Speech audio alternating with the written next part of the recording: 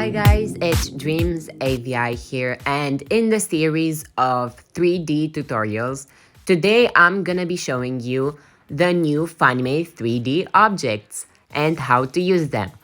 So, first of all, in your project, go to Layer, add a 3D scene, and go to Layer again and add your image. Now that I've added my image, I can go to keyframes, and now in the keyframes we have a new option named Convert to 3D Object.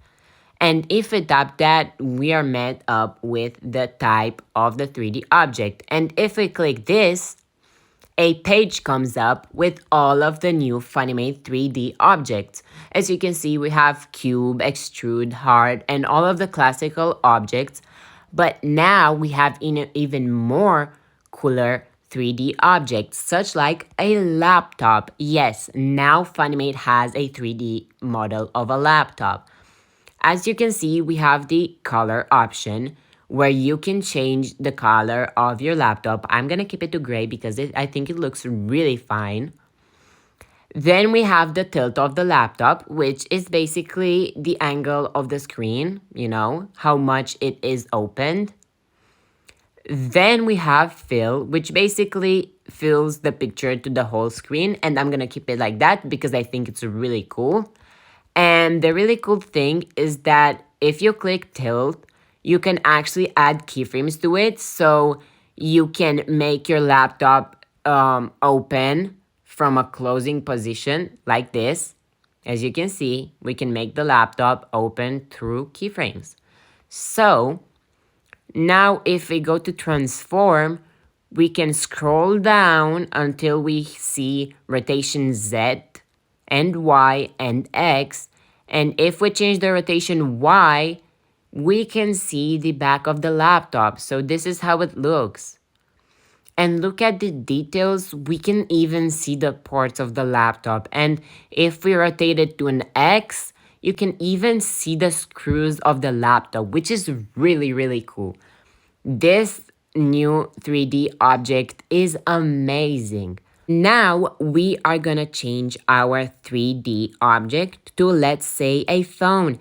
Now we have here the iPhone 13. As you can see, we still have the color option, and then we have the fill option. But I'm gonna go to transform and rotate the Y so you can see the back. So look at the back, and I'm gonna zoom it in, but look at the detail of the cameras. Those cameras are unbelievably realistic. Like, that's so cool. It looks so realistic. And these objects have so much details in them. Then I'm gonna rotate it again to the back so you guys can see it. If we go to 3D object, we have a Samsung S21, which is also really cool, again with the perfect details in the cameras and everything else. It's just like so cool. We're gonna zoom it in and you can see the details on it. It's just perfect. Now we have the other iPhone, which is the iPhone 6 or 7. It's the iPhone with a square screen. And if we rotate it to the front, you can see we have the square screen. So this is really cool. As you can see, again, with the details, they're very detailed 3D objects, and they're gonna look so good, and your edits are gonna look so enhanced with it. Then we have a tablet, which is an iPad, and rotating it to the back, as you can see, still the details, the camera, the Apple logo, everything else.